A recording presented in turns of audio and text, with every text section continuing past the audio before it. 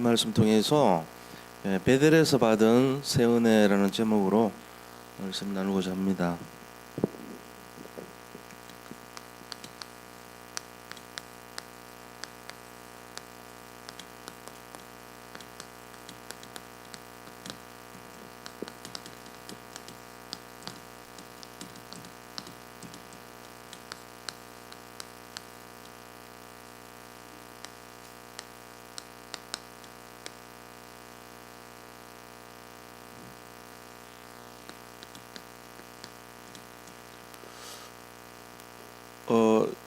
이제 이 베델이라고 하는 거는 다시 베델의 하나님이라는 그 의미의 베델이에요. 그러니까 엘 베델이죠. 베델에서의 하나님이니까, 그죠?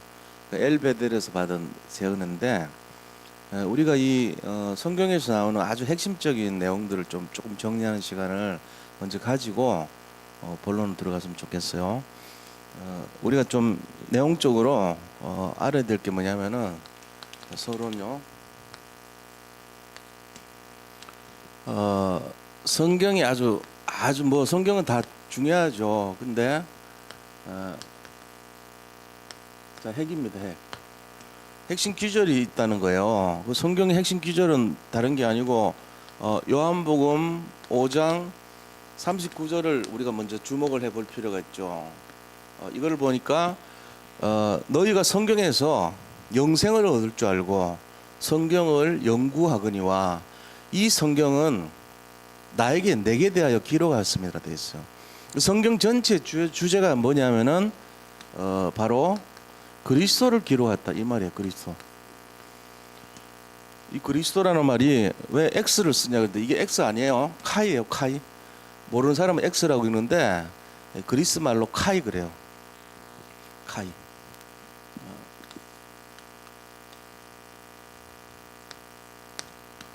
예를 들면 크리스, 토스. 이거의 약자입니다. 이게 그리스도거든요. 여기에 그리스도예요. 그러니까 성경 전체 주제가 뭐냐? 그리스도라는 거예요. 이 말이 우리가 이걸 가지고 볼 때 그럼 그리스도를 나타낸 핵심이 있을 거 아니에요, 성경에. 그리스도라는 것이 쭉 설명이 돼 있단 말이에요. 그거를 좀 설명해 볼게요. 자, 첫 번째는 성경에 나오는 그리스도를 네 가지 핵심으로 사핵 이렇게 보면은 이건 이제 나중에 찾아보셔야 돼요. 창세기 1장 3절 빛이 있으라 하시면 빛이 있었다 그랬죠. 자, 이 빛은 무슨 빛입니까? 창조의 빛이죠. 그죠? 창조의 빛. 창세기 1장 3절에 나오는 창조의 빛. 고린도후서 5장 17절 같이 보라 이제 이전 것은 지나갔으니 새 것이 됐다는 거예요. 창조됐잖아요. 새로 새 것이 됐다. 우리는 지금 재창조된 그런 인생이에요. 창조의 빛이죠. 그 다음에 영광의 빛이라고 했어요. 모든 사람에게 로마서 3장 23절 보니까 모든 사람이 죄를 범하였으면 하나님의 영광에 이르지 못한다는데 이 빛이 마음으로 영광에 이를 수 있는 거 이제. 그러면서 우리에게 뭐가 오냐면은 생명이 오는 거예요. 생명. 이 빛이 임한 자에게 생명의 빛. 요한복음 1장 4절. 그죠? 그 빛이 바로 그리스도란 말이에요.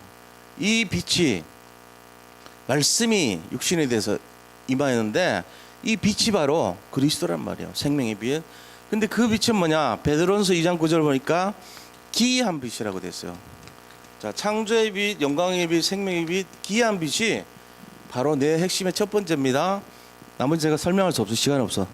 그럼 바로 갈게요. 그 다음 뭡니까? 창세기 3장 15절 여자의 후손 그리스도를 나타내요. 여자의 후손이 뱀의 머리를 깼다고 되어 있어요. 창세기 3장 15절 그리스도를 나타냅니다. 그리고 그 다음 뭐가 나오냐면은 출애굽기 3장 18절 희생 제사를 드리러 간다 그랬어요. 희생 제사. 빛이고 여자의 후손이고 희생 제사. 6월절 어린 양이 피를 바를 때 6월절 지나갔죠. 모든 장이 지나갔죠. 그러면서 희생 제사를 드리러 간다 그랬어요. 그다음에 마지막으로 마태복음 16장 16절 주는 그리스도시요 살아계신 하나님의 아들이시니다. 이 네 가지가 바로 그리스도 나타내는 요한복음 5장 39절 내용이란 말이에요. 이게 그리스도를 나타내요. 자, 그러면은 두 번째 오핵, 5가지 핵이 뭐냐 하는 거예요. 이 핵에다가 하나가 더 붙겠죠. 창세기 1장 3절에다가 자, 창세기 3장 15절 여자의 후손, 그 다음에 창세기 6장 14절 방주입니다. 방주가 그리스도를 나타내거든. 그리고 나머지는 똑같아요. 출애굽기 3장 18절, 마태복음 16장 16절. 여기 하나 첨가돼요. 5핵. 그 다음에 세 번째는 6핵. 6가지 핵이 있다고 치면 이 6가지 핵은 뭡니까? 창세기 1장 3절 똑같아요. 그리고 출애굽기 3장 18절, 마태복음 16장 16절 다 똑같습니다. 그럼 뭐가 하나 더 붙어야 되겠죠. 그 붙는 내용이 뭐냐니까 바로 이사야서 7장 14절 여기에 집어넣을게요. 순서대로 하면은 출애굽기 3장 18절 말고 이사야서 7장 14절이 붙어요. 그리고 마태복음 16장 16절 이건 똑같아요. 이사야서 7장 14절은 뭔데요? 보라 처녀가 잉타의 아들을 낳으니 그 이름을 임마누엘이라 하리라. 임마누엘, 하나님 우리와 함께 한다는 거예요. 그 다음에 7핵 7가지 핵이라는 거. 여기 또 하나 붙는 게 있어요. 그게 뭐냐? 다 똑같아요. 여기까지 똑같아요. 6가지. 거기다가 마지막에 사도행전 1장 1절 3절 8절 이게 하나 더 붙어요. 이게 성경의 7가지 핵이에요. 그럼 도대체 138이 뭐냐? 138이 뭔지 모르면 읽어보셔야 돼요. 사도행전 1장 1절이 뭡니까? 데오벨로요, 내가 먼저 쓴 글에는 예수가 그리스도이신 것을 기록했다. 이런 데 있단 말이에요. 말하자면은 그가 살아 계셨던 거 이런 거를 딱 기록했다 그랬어요. 예수님에 대해서 기록했다. 그 앞에 쓴 글이 뭐죠? 사도행전 앞에 쓴 글, 누가가 쓴 글, 누가복음이에요. 누가복음에 뭘 기록했냐? 예수님에 대해서 기록한 거예요. 공생애들 예수님에 대해서 기록해 놓은 거예요. 근데 그 기록의 내용이 뭐냐면 예수님이 바로 우리가 기다려왔던 메시아다 이거 기록했다는 거예요. 그래서 사도행전 1장 1절은 바로 그리스도를 나타내요. 1장 3절은 뭔데요? 40일 동안 부활하셔서 40일 동안 하나님의 나라의 일을 말하셨다 그랬어요. 하나님의 나라를 말하는 거예요. 1장 8절은 뭡니까? 오직 성령이 너희에게만 있으면 너희가 권능을 받고 예루살렘과 온 유대와 사마리아 땅까지 이르러 내 증인이 되리라 그랬어요. 성령, 오직 성령. 그래서 이 138은 뭐냐면 그리스도 하나님의 나라 오직 성령을 말하는 거예요. 이게 하나 붙어서 7가지 성령이 나죠. 그 다음에 8핵입니다. 8핵. 8핵은 여기다가 뭐가 붙냐면은 다 똑같아요. 다 똑같은데 마태복음 16장 16절하고 사도행전 1장 1절이 똑같단 말이에요. 이것도 그리스도고 이것도 그리스도를 말해요. 그러니까 하나를 빼자는 거죠. 뭘 빼냐? 자, 마태복음 16장 16절에다가 그 다음에 사도행전 1장 3절 1장 8절 이런 8핵이 돼요. 그러면 1장 1절은 요거는 같은 거예요. 사실은 이렇게 되는 거죠. 창세기 1장 3절 그 다음에 창세기 3장 15절 창세기 6장 14절 출애굽기 3장 18절 그 다음에 이사야서 7장 14절 그 다음에 마태복음 16장 16절 사도행전 1장 3절 1장 8절 이걸 8핵이라 그래요. 왜 이걸 써주냐? 이런 게 계속 나와요. 이런 말이 뭔지를 몰라들어 사람들이. 딱 구분을 할 줄 알아야 돼요. 자, 그러면은 구핵은 뭐냐? 이거를 분리시키자는 거죠. 헷갈리니까. 자, 마태복음 16장 16절하고 사도행전 1장 3절을 그대로 써주자는 거예요. 구핵. 그 다음에 7번 10핵. 10핵은 여기다가 하나가 더 들어가. 그게 뭐냐? 자, 한 개 더 들어갑니다. 마태복음 1장 21절이 더 들어가요. 아까 우리가 외운 거. 마태복음 1장 21절이 뭐죠? 그 이름을 예수라 하라. 이는 자기 백성을 저희 죄에서 구원할 자이심이라 하니라. 이는 그가 자기 백성을 저희 죄에서 구원할 자이심이라 하니라. 그거예요. 그러니까 그 이름을 예수라는데 예수의 뜻이 뭐냐? 구원자라는 뜻이라는 거예요. 이게 10가지입니다. 여기 추가한 거. 이제 자, 기억하세요. 예? 4핵부터 10핵까지. 8핵 딱 나와야 돼. 7핵 딱 나오고. 그 이제 우리는 용어를 막 써버려. 근데 일일이 설명 못 해요. 그러니까 얘기하면 알아들으셔야 돼. 뭔 말인지. 이 전부 뭘 말합니까? 그리스도 말하는 거예요. 요거를 138이라고 돼요. 다르게 말하면 138이라고 하고 그리스도라고 해요. 성경의 주제입니다. 근데 그 주제된 내용이 이런 내용이 핵심 내용이 이렇게 있다는 거예요. 처음 들어보면 뭐 저리 복잡하냐는데 복잡한 거 하나도 없어요. 뼈만 몇 개만 알면 그냥 붙이면 돼요. 근데 요게 아는 게 중요한 게 아니고 이게 진짜 내게 돼야 돼. 그리스도가 완전하고 충분하고 모든 것이 돼야 돼. 그러면 그 인생은요 세상 말로 대박 인생 되는 거예요. 여기 결론 내셔야 됩니다. 이게 다예요 사실은 성경. 그래서 우리 이런 내용을 가지고 오늘 말씀 좀 나누길 바랍니다. 이제 지웁니다.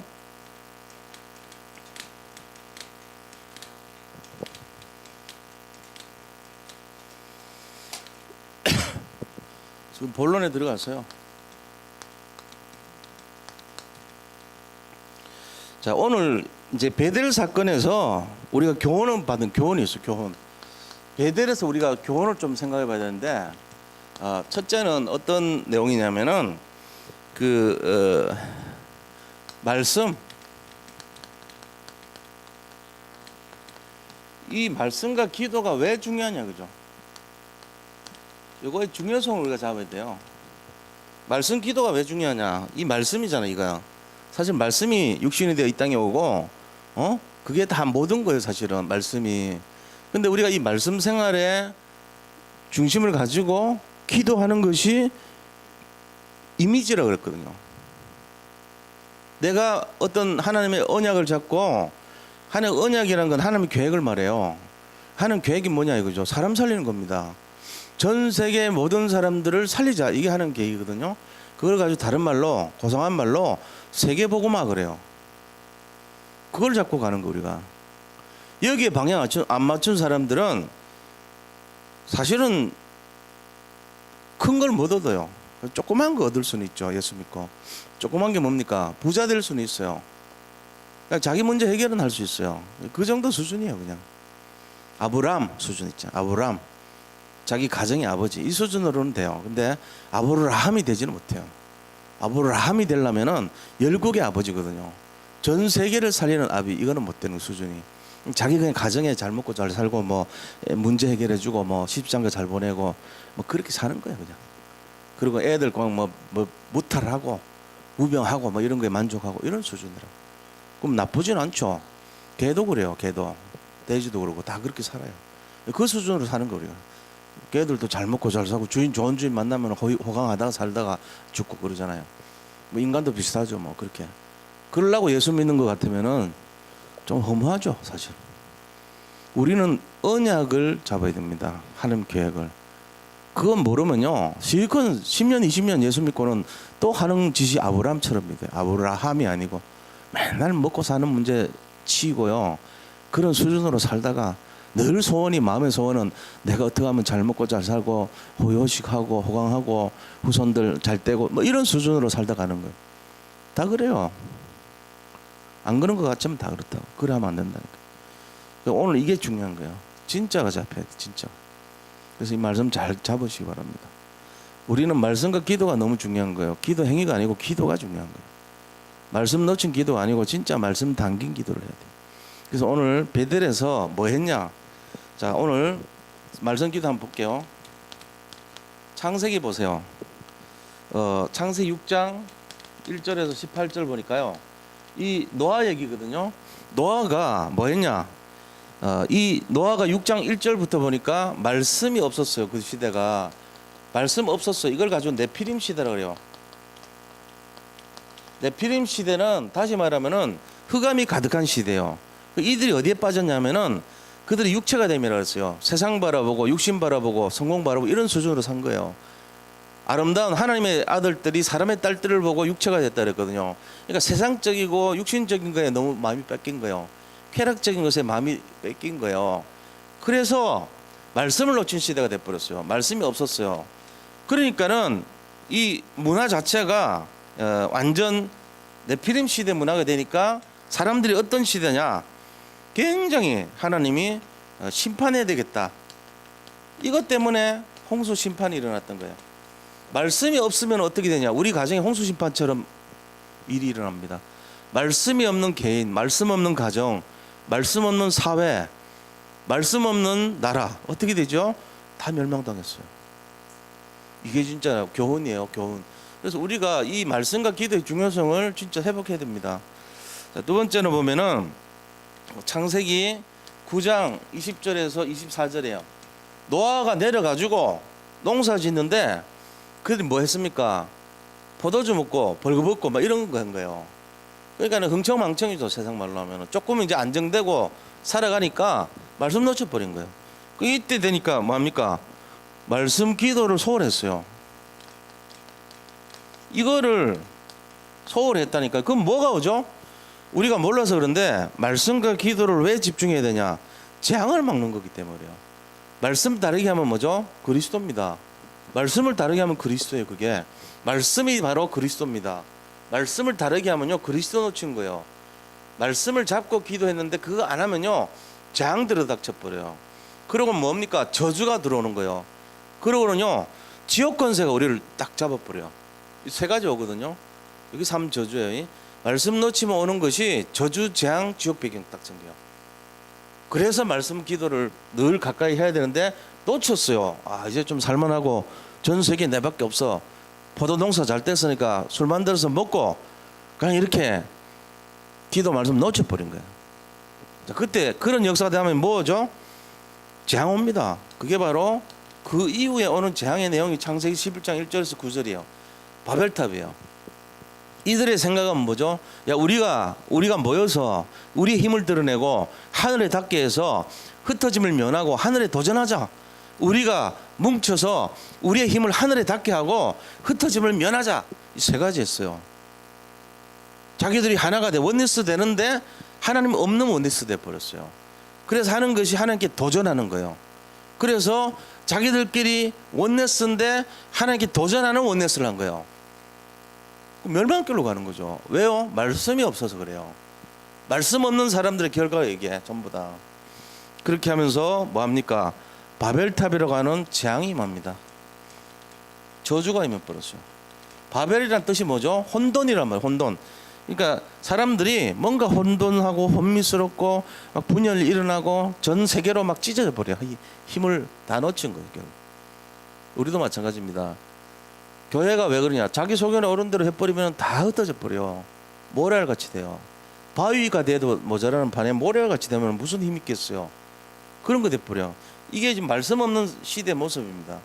그러고는 뭐 하죠? 네 번째 보면 창세기 19장 1절에서 14절. 이 뭐냐? 소돔 고모라 얘기예요. 지금 말씀을 뭘로 얘기해요? 이 롯의 사위들이요, 말씀을 야 너들 피해라 그러니까 농담으로 여겼다라 돼 있어. 농담. 말씀을 농담같이 여겨버려. 그러니까 거기 재앙이 임했는데 유황불로 재앙이 임했죠. 소돔 고모라 얘기입니다.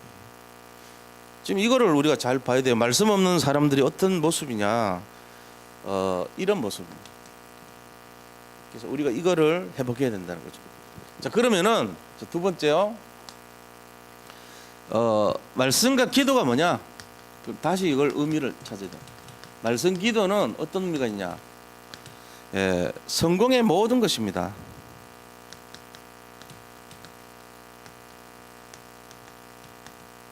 이거는 성공의 열쇠예요. 모든 성공의 열쇠가 말씀 기도 잡을 때 일어납니다. 세상 사람들은 아유, 똑똑하면 되지, 뭐 능력 있으면 되지, 근데 아니에요. 똑똑한 것이 오히려 문제될 수 있어요. 능력이 있는 것이 자기를 올가매요. 우리가 이거 몰라서 그렇죠. 진짜 그렇습니다. 말씀 능력이, 말씀 기도가 모든 능력의 원천입니다. 거기서 시작해야 돼요. 이건 하나님의 힘을 받는 거기 때문에 세상 사람들이 알 수도 없고 몰라요. 근데 이거를 놓치면 다 놓치는 거예요. 여기서 시작해야 돼요. 말씀 기도가 모든 것의 키입니다. 그게 뭐죠? 회복된 거 보면 창세기 13장 18절에 아브라함이 모든 게 회복되고 나서 야, 너 동서남북 바라봐. 네가 롯을 떠났으니까 나한테 와서 동서남북 바라봐. 그러고는 이 모든 거 너들 후손들이 어떻게 되는지 하늘의 별과 같고 바닷가의 모래같이 될 거야. 그 말 받고 나서 뭐 했습니까? 만물의 상수리 숲을 아래에서 단을 쌓았더라고요. 그게 18절 내용이에요. 아브라함이 예배 회복했습니다. 말씀 기도란 것은 예배고 이게 바로 단입니다. 단. 제단이란 말이에요. 제단. 제단을 쌓았다는 거예요. 예배 회복했다는 거예요. 이게 열쇠요. 진짜 예배 가까이 하는 사람요 결국 성공합니다. 우리는 그 예배 왜 드리냐? 예배 드릴 시간에 궁리하고 연구하고 노력하지. 그래 해보세요. 되는가? 예배 드리는 거를 헛되게 생각하는 사람 치고요 성공을 생각하면 안 돼요. 진짜 그렇습니다. 정말 전 세계를 움직이는 80%의 사람들이 예배 중심의 사람입니다. 통계적으로 나와 있는 거예요. 그거는 전 세계 모든 움직이는 사람들 전체 80%가 예배를 중요하게 생각하는 사람들이에요. 기독교인 중에서도 예배를 중요하게 생각하는 사람들. 그래서 움직이는 거예요. 그들의 삶 속에는요 전부 예배가 있습니다. 하나님을 경외합니다. 그러면서 시작합니다. 근데 자기 똑똑하다고 했던 사람들은 결국 다 무너져요. 우리가 이제 모르거든요. 소홀할 수밖에 없죠. 모르니까 회복해야 돼요. 성경에 있는 증거만 봐도 그래. 내 족장이 승리했던 비밀이 예배에 있습니다. 창세기 13장 14절에서 18절 또 뭐죠? 하나님께서 아브라함에게 큰 축복 주셨어요. 이 축복의 내용이 뭐냐? 결국은 언약을 잡았다는 거예요. 언약. 자, 말씀을 왜 중요시해야 되냐? 이게 말씀이 언약이거든요. 근데 언약이 뭔데요? 창세기 12장 보세요. 뭐라고 되어 있습니까? 너는 본토, 친척, 아비 집을 떠나서 내가 너에게 지시하는 땅으로 가라 이거예요. 12장 1절. 그러면 너가 큰 민족을 이루고, 그죠? 너는 복의 근원이 될 것이고, 너를 축복하는 자를 축복하고, 너를 저주하는 자를 저주할 것이다. 이렇게 말했어요. 우리 중심으로 하나님이 이끌어 가신다는 거예요. 아브라함에게 주신 축복이에요. 근데 아브라함이 그 말을 안 지켰거든요. 본토 떠났는데 겨우 떠났습니다. 그 다음에 친척 떠나라 그랬는데 겨우 떠났습니다. 그 다음에 겨우 떠난 게 아니고 친척 떠나라 그랬는데 롯을 데리고 가요. 롯이 누구죠? 롯이 자 보세요. 창세기 11장 보면은 아브라함 형제가 3명이었더라 이렇게 나오죠.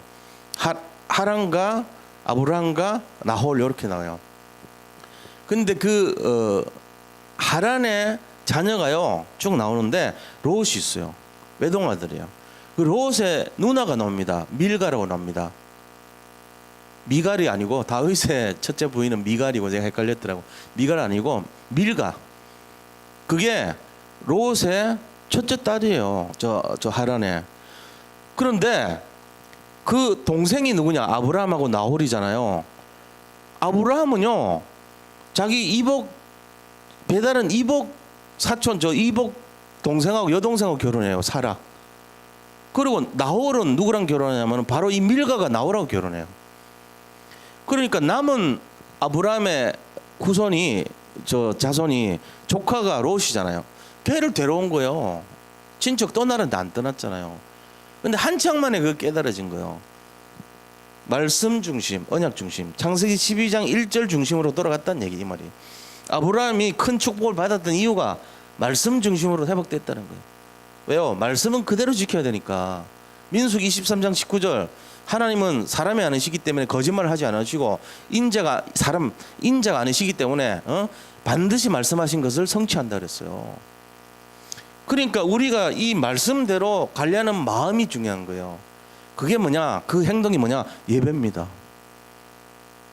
예배 앉아 있는 분들은요 자기는 몰랐지만 큰 축복의 틀로 들어오는 거예요. 지금 그걸 아셔야 됩니다. 여기 계신 분들 진짜입니다. 응답이 클 줄 믿습니다. 믿으시기 바랍니다. 우리는 몰라요. 솔직히 우리가 뭘 알겠어요. 우리는 그냥 수준이 강아지 수준이에요. 하나님의 크신 원대한 뜻을, 계획을 우리는 모른다니까요. 여기 앉아있는데 무슨 복이 와 이렇게 생각한단 말이에요. 그게 아니에요. 엄청난 일이 일어나고 있어요 지금. 왜? 언약 중심으로 앉아있기 때문에 그래요. 말씀 속에 들어갔기 때문에 그럽니다. 우리가 이걸 잘 모르면요, 꼭 행위 중심으로 내가 뭘 해야지, 내가 행동하고 뭘 예를 들면 전도해서 안 쳐야지, 그게 아니라니까요. 말씀 속에 내가 인정하고 아멘하고 그 말씀의 어떤 중심에 드리고 여기까지 우리 하면 돼. 나머지 하나님이 하시는 거예요. 그거를 내가 해야 된다 생각하는 사람은 바로 뭐냐면은 늘 눌리는 사람이라 보시면 돼요. 왜? 어차피 뭐 안 될 거니까. 되겠어요? 안 되지. 믿음하고 행위 중에 행위를 자꾸 생각하는 사람은요, 행위도 못하고 믿음도 떨어져 버립니다. 우리의 이 신앙의 근본은요, 믿음입니다. 잘 구분하셔야 돼요. 믿습니까? 예수님 믿습니까? 다 된 거예요. 진짜 안 해도 됩니까? 예? 예수 믿으면 그게 진짜란 말이에요. 예수 믿으면 편해요. 예수님 믿으면 돼요. 나머지 뭘 하는 거에 있어 가지고는 내가 믿는 게 맞다면 그 다음 맡기셔야 돼요. 하나님한테. 하나님이 하시는 거예요. 감동 주면 은혜 받은 대로 하면 되고 그런 거지, 믿음 자체가 없는 게 아니라니까. 우리가 뭐 행위 때문에 믿음을 확인한다 이런 수준 되면은 그 사람 뭔가 완벽주의 지금 걸려 있는 거예요. 그거 하지 마세요. 되지도 않아요. 인간이 뭘 하겠어요. 못합니다. 여기 솔직히 전도해갖고 안 치는 사람 있겠어요? 다락방 10개 뛰고 싶고 뭐 지교회 다 하고 싶죠. 됩니까? 안 되잖아요. 그거 안 된다고 눌리는 거는 좋은 생각인데 하지 마세요. 제발 부탁이에요. 근데 왜 강단에서 자꾸 하라 그러냐? 믿음을 얘기하는 거예요. 예수님 믿으세요. 하나님 열어주시면 돼요. 그럼 열리는 대로 가면 되잖아요. 안 열어주시면요, 믿고 있으면 돼. 하나님 때가 아닙니까? 안 열어주는 거죠. 만약에 때가 됐으면 열어줄 거 아닙니까? 그럼 가면 돼요. 이 복음의 실체는 그런 겁니다. 내가 자꾸 하려고 그러면요, 전부 다 눌려서 잠도 못 잡니다. 목사가요, 내가 뭘 해야 되지 이거 진짜 자기 설계한 대로 다 하려고 그러면요, 저부터 죽습니다. 저부터 못하니까 죽죠. 목사가 맨날 설계해놓고 한 일주일 내내 눌려. 내가 말한 대로 못 지켰는데 이러고는. 양심적으로 솔직히 말해서 그래요. 그럼 어떻게 됩니까? 그러나 나는 예수 믿고 있어요. 그거는 확실해요. 그래서 편안해요. 난 예수 믿고 있어 진짜로. 난 나를 누가 죽인다도 난 예수를 믿어요. 그거는 확실하거든. 그 다음 거 하나님께 맡겨. 열어주면 가면 되고 닫으면 안 가면 되고 이런 거죠. 그렇잖아요.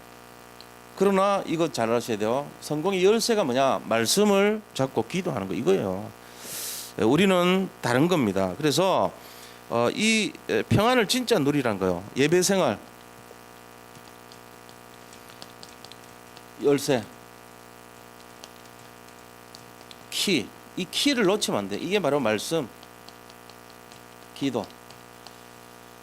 예배 생활의 열쇠가 행위 이래 되면 이제 천주교로 가는 거예요. 행위 아닙니다. 예? 그럼 막 하나도 안 하고 말씀과 기도만 잘 알아가지고 그것만 하면 되냐? 말하자면 됩니다. 그것만 하면 됩니다. 이 정도로. 그런 말도 안 하고 실천도 안 하고 엉터리같이 할 거냐? 그럴 리가 없습니다. 말씀 기도를 진짜로 진실하게 믿었다면 행위는 따라오는 거예요. 열어주는 대로. 그런 거지. 뭘 행위 때문에 눌릴 정도면은 다 죽어요. 우리 한 명도 여기 살아남을 수 없어요. 솔직히 하십니까? 안 하잖아요. 그걸 내가 얘기할 수도 없어요. 왜?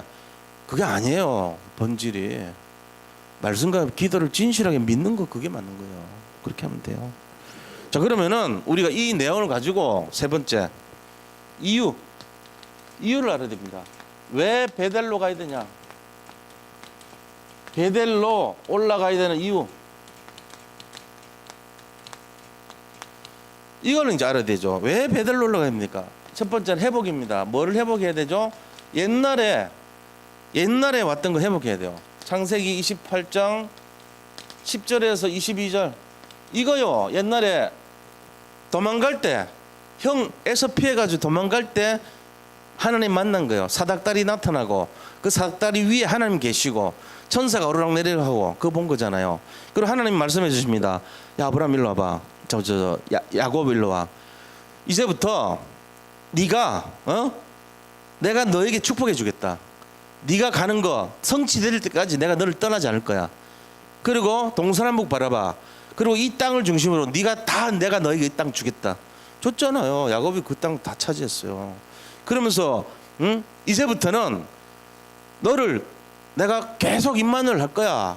그리고 진짜 너 때문에 네 후손 때문에 다 복 받을 거야. 이 약속했거든요. 그러니까 거기서 서운하잖아요. 야곱 뭐라 그럽니까? 이 자기가 가져갔던 기름을 붓고 그 돌베개를 딱 세워가지고 거기다가 하나님 제가 여기 이 장소에 내가 돌아오면은 교회를 세우고 여기 섬기겠습니다. 떠나지 않겠습니다. 그리고 11조 드릴게요. 그 약속했단 말이에요. 그거를 다시 회복시켜 주는 거죠. 그게 베델의 약속이에요. 그래서 베델로 올라가야 돼요. 자기가 지금 현실에 막 쫓겨서 돈 벌려고 애쓰고 20년 동안이나 인본주의 쓰고 그래갖고 돈 벌어갖고 왔잖아요. 형하고 에사가 화해했어요. 그런데 디나 사건이 일어났거든요. 그 막 왜 그럴까? 이유를 몰라서 하나님의 계획은 이거예요. 베델의 약속을 회복해라. 네가 옛날에 서원했던 거 그거 다시 회복해라. 이게 베델의 약속이에요. 그러니까 말씀으로 회복하라는 거예요. 네가 말씀 잡았지 않냐? 그 말씀 놓쳤지 않냐? 다시 회복해. 이거거든요. 그래서 베델 올라가야 됩니다. 그러고는 뭐 합니까? 창세기 32장 23절에서 32절 이거예요. 네가 세 가지 체험했지 않냐? 거기서 야곱을 이스라엘이라고 바꿨다. 네가 야곱에서 이스라엘 된 거 이게 지난주에 있었다는 내용 아니냐? 네가 이스라엘 된 지 얼마 안 됐지 않냐? 디나 사건 때문에 이거 우울해가지고 이거 잊어버리고 하지 마. 너는 이스라엘 될 거야. 이걸 회복시켜 준 거야. 이스라엘 약속을 준 지 얼마 되지도 않았는데 네가 또 왜 그렇게 기죽어? 이거거든요. 우리가 여기 있는 분들이요 전부 이스라엘입니다. 무슨 얘기인지 아세요? 야곱 아니고 이스라엘이에요. 새 이름 받았어요. 이게 뭐냐? 새틀이란 말이에요. 고린도후서 5장 17절 보라 이전 것은 지나갔으니 새 것이 되었다는 거예요. 이스라엘 뜻은 하나님께 씨름해서 이긴 자라는 뜻이에요. 하나님 저 진짜 살려주세요. 형 에서 무서워요. 400명 데리고 온대요. 저는요 진짜 오직 그리스도만 바라볼게요. 정말로 주님만 볼게요. 그거 잡은 게 이스라엘이에요. 그래 놓고는 문제 있으니까 또 이렇게 꼬꾸라졌거든요. 하지마. 너 이스라엘이니까 너 이거 회복해야 돼. 이거 회복해야 돼. 그 얘기한 거예요.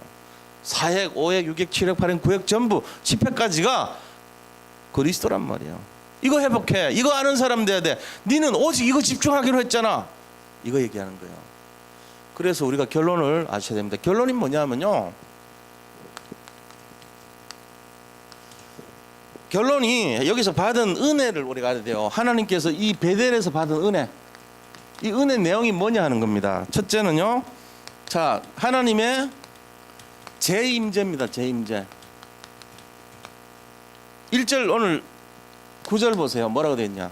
하나님께서 아브라함에게 다시 나타나 복 준다고 되어 있어요. 그죠? 9절 보세요. 야곱이 밭다니면서 돌아오면 하나님이 다시 야곱에게 나타나사 이거란 말이에요. 엘 베델의 의미는 다시 복 줬다 이 말이에요. 하나님이 베델에서 다시 나타났다. 또 안 되면 어떡하죠? 엘엘 베델 됩니다. 베델에서 나타났었던 그 하나님이 다시 나타난 걸 엘엘 베델. 또 안 돼갖고 또 만나면은 엘엘 베델 되겠죠. 수십 번 수백 번이라도 하나님 만나야 돼요. 그게 어디죠? 예배 장소입니다. 여기 베델이란 말이에요. 세상에서 지치고 힘들고 어려웠을 때 다시 찾아오세요. 엘 베델이 됩니다. 또 회복하기를 원하면 또 찾아오세요. 엘엘 베델 될 줄 믿습니다. 그게 말씀과 기도 잡는 내용이 되는 거예요. 승리하시기 바랍니다. 수천 번 실패하더라도 그리스도로 오면 다시 회복될 수 있어요. 그게 베델의 약속이에요. 자, 그 다음에 두 번째는 뭐 하셨냐면요.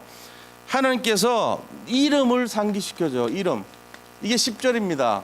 야, 네 이름 뭐냐? 10절 보세요. 10절에 그에게 이르시되 야, 네 이름이 야곱이지만 네 이름을 다시는 야곱이라 부르지 않겠고 이스라엘이 내 이름이 되리라 하고 그 이름을 이스라엘이라 부르시고 야, 너 변화된 거잖아. 너 디나 때문에 시무룩하지 마. 디나 사건 때문에 걱정하지 마. 괜찮아. 회복시켜주는 거예요. 위로의 하나님이고 언약을 다시 확인시켜주는 하나님이세요. 이게 바로 그 이름입니다. 자, 세 번째는 뭐였습니까? 미래입니다. 미래 약속. 미래를 약속해요. 그게 11절이에요. 11절에 보면은 뭐라 했습니까? 야, 생육하고 번성하고 모든 국민이 네 옆구리에서 나올 거고 왕들이 네 잉태에서 나올 거야. 이게 창세기 12장에 나온 말씀이에요.